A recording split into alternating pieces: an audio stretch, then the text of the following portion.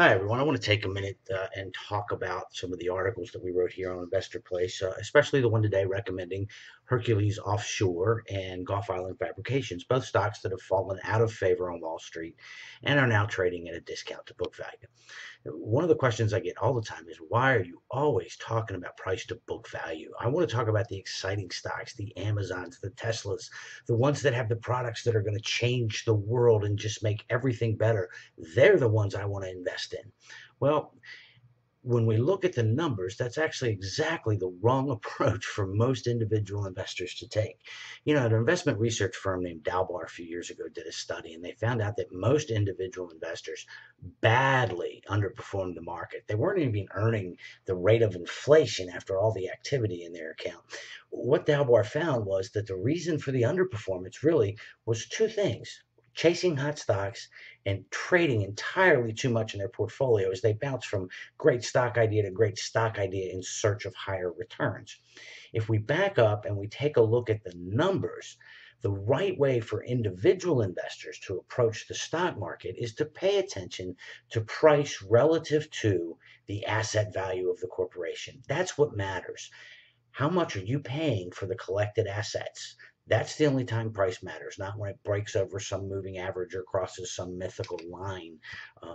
Price in relation to asset value is what really matters. Now, this has been studied by pretty much everybody and their brother, with, of course, the most famous and original study being the famous French study out of the University of Chicago. A lot of people point out to me, hey, Tim, that only covers 1963 to 1990. A lot of water's gone under the bridge since then. And you're right. So fortunately, there's been some updated studies over the past couple of years. Tobias Carlyle and Wesley Gregg did a great book that came out last year called Quantitative Value. And in it, they looked at the price performance of various price ratios and valuation ratios. And they found that price to book value earned about a 50% margin over the stock market itself. So the stock market did somewhere right around 9.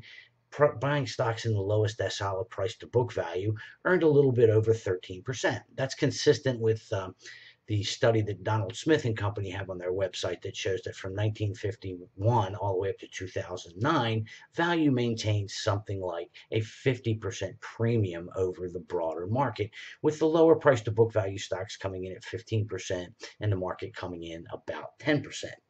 Professor Robert Novi Marks of the University of Rochester Business School just came out with a study last year on quality investing, and he found that price to book value, buying the stocks that traded cheap compared to book value, absolutely outperformed the market.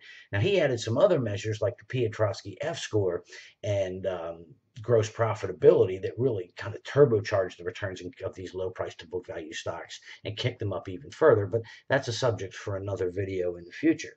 Now, all the evidence is in. Buying stocks that are asset-based bargains outperforms the market. Now, why doesn't everybody do it? Well, first off, let's look at today's two stock picks. Hercules Offshore is a shallow water driller in the Gulf of Mexico, and they provide lift boat service to companies around the world that need to get supplies and such out to their rigs. This is not Amazon. It's not an electric car.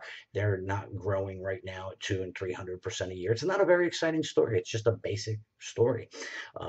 Gulf Island Fabrication builds rigs and offshore production platforms. Again, really not an exciting story, but what they are is cheap stocks. Now, you have to bring a different time frame to deep value based investing. You're going to own the stock longer than Friday at 4:30. You're going to, the next quarterly earnings report is not going to be your drop dead sell date. I compare this type of deep value investing to the private equity process. Now, private equity is continually one of the highest returning asset classes out there. Is it because these guys are so much smarter than everybody else? No, it's because they're so much more patient than everybody else that they earn the higher returns. And private equity has consistently outperformed the S&P 500 over the last several decades. They buy very cheap assets and they hold them for a long period of time. In fact, right now, the average private equity holding period is about 5.5 years.